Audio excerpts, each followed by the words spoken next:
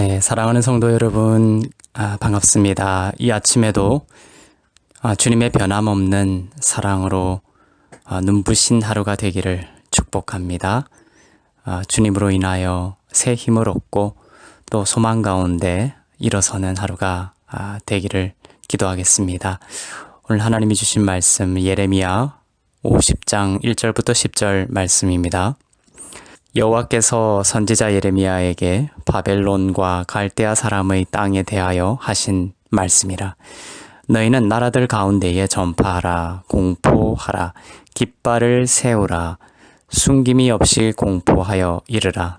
바벨론이 함락되고 벨이 수치를 당하며 무로닥이 부스러지며 그 신상들은 수치를 당하며 우상들은 부스러진다 하라. 이는 한 나라가 북쪽에서 나와서 그를 쳐서 그 땅으로 황폐하게 하여 그 가운데에 사는 자가 없게 할 것임이라. 사람이나 짐승이 다 도망할 것임이니라. 여호와의 말씀이니라. 그날 그때에 이스라엘 자손이 돌아오며 유다 자손도 함께 돌아오되 그들이 울면서 그 길을 가며 그의 하나님 여호와께 구할 것이며 그들이 그 얼굴을 시온으로 향하여 그 길을 물으며 말하기를 너희는 오라 잊을 수 없는 영원한 언약으로 여호와와 연합하라 하리라. 내 백성은 잃어버린 양떼로다. 그 목자들이 그들을 곁길로 가게 하여 산으로 돌이키게 하였으므로 그들이 산에서 언덕으로 돌아다니며 쉴 곳을 잊었도다. 그들을 만나는 자들은 그들을 삼키며 그의 대적은 말하기를 그들이 여호와 곧 의로운 처소시며 그의 조상들의 소망이신 여호와께 범죄하였음인즉 우리는 무죄하다 하였느니라. 너희는 바벨론 가운데에서 도망하라. 갈대아 사람의 땅에서 나오라. 양떼에 앞서가는 숫 염소같이 하라. 보라, 내가 큰 민족의 무리를 북쪽에서 올라오게 하여 바벨론을 대항하게 하리니 그들이 대열을 버리고 쳐서 정복할 것이라. 그들의 화살은 노련한 용사의 화살 같아서 허공을 치지 아니하리라. 갈대아가 약탈을 당할 것이라. 그를 약탈하는 자마다 만족하리라. 여호와의 말씀이니라. 아멘.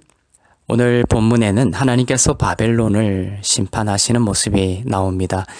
그동안 하나님은 이스라엘을 심판하시기 위해 바벨론이라는 나라를 사용하셨습니다.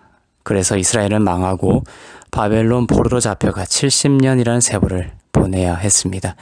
이제 70년이 지나고 하나님은 그 바벨론에서 이스라엘을 회복하시기 위해 바벨론을 심판하기 시작하실 것이 예언되고 있습니다. 이 예언에 따라서 기원전 539년에 메데 바사에 의해 바벨론이 멸망을 당하고 그 다음 해인 기원전 537년에 메데 바사의 고레스 왕의 칙령에 따라 이스라엘 민족은 본향으로 1차 기환을 시작하게 되었습니다. 이처럼 바벨론을 심판하시는 것을 통한 하나님의 목적은 이스라엘의 회복에 있었습니다. 이스라엘이 하나님과의 언약을 깨뜨렸기에 하나님은 이스라엘을 바벨론까지 사용하셔서 심판하셨고 그 심판을 통해 이스라엘을 회복하시려고 했습니다. 이러한 방식이 기초하고 있는 언약은 구약적인 언약을 말합니다. 이 구약적인 언약 아래에서는 하나님과의 영원한 연합과 하나됨은 사실상은 불가능합니다. 이스라엘은 또다시 범죄하고 그 언약에 따라 또다시 심판으로 내몰릴 것이 자명하기 때문입니다. 구약이 가르쳐주는 것은 심판이 온전한 회복을 이루지 못한다라는 것입니다. 바벨론이라는 나라를 동원해서까지 심판하시려고 하셨고 이어서 바벨론이라는 나라까지도 오늘 심판하셔서 이스라엘을 회복하시기 원했지만 하나님은 그것으로 이스라엘이 온전한 회복이 되지 않을 것을 아셨습니다. 그래서 보내주신 것이 누굽니까? 하나님의 아들의 그 성육신이 예정되었던 것입니다. 이스라엘을 심판하기 위해 바벨론까지 사용하신 하나님께서 이제는 영적인 이스라엘, 곧 성도들을 위해, 여러분들을 위해 하나님의 아들까지 내어주셨습니다. 우리들은 참된 목자가 없어서 유리하고 방황하고 쉼이 없었던 것이고, 하나님은 예수 그리스도라는 참되고 선한 목자를 주셔서 그 십자가의 능력으로 우리들에게 쉼을 주시고 회복을 주시고 생명을 주셨습니다. 예수님을 보내주신 언약은 아브라함의 언약입니다. 우리의 실패와 범죄함에 대한 형벌을 예수께서 담당하시겠다라는 것이 아브라함의 언약이고, 그 언약은 믿는 자들로 하여금 하나님과의 영원한 연합을 이루시는 진정한 의미에서의 영원한 언약인 것입니다. 바벨론에서 이스라엘로 돌아오면서 백성들은 얼마나 눈물을 많이 흘리면서 돌아왔을까요? 이제 다시는 여호와를 떠나지 말고 하나님을 잘 섬겨야겠다라는 생각으로 돌아왔을 것입니다. 그러나 돌아온 이스라엘은 또다시 실패했고 구약의 언약 아래에서 망하고 흩어져야 했습니다. 이제는 예수께서 오셔서 모든 믿는 자들의 죄와 실패를 대신하시고 영원한 사랑과 영원한 구원이 되어 주셨습니다. 예수님으로 인해 주시는 사랑과 함께 하심과 구원이 영원하다라고 하실 때에 의심하지 않기를 바랍니다. 제가 초등학교를 다닐 때 참 어려운 시절을 보냈습니다. 도시락을 싸갈 형편이 안 되어서 점심시간에 운동장에 있는 그 수도꼭지에서 나오는 물로 배를 채웠던 시절이었습니다.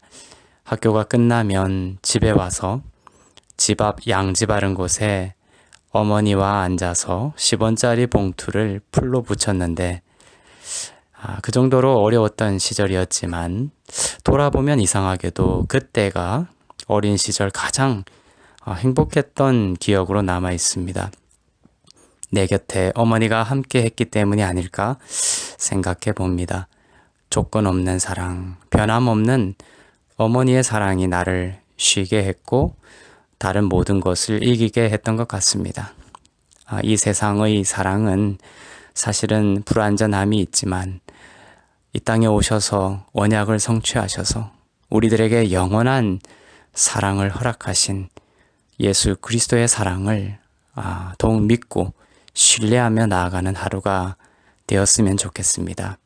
그 사랑을 바라볼 때에 우리 가운데 넉넉하고 또 마음이 넓어지고 쉼이 있기를 바랍니다. 그리고 그 안에서 쉼이 있는 영혼 안에서 생명이 여러분들을 통하여 저와 여러분들을 통하여 그리스도의 사랑과 생명이 흘러가는 귀하고 복된 하루가 되기를 주님의 이름으로 축원합니다. 아멘.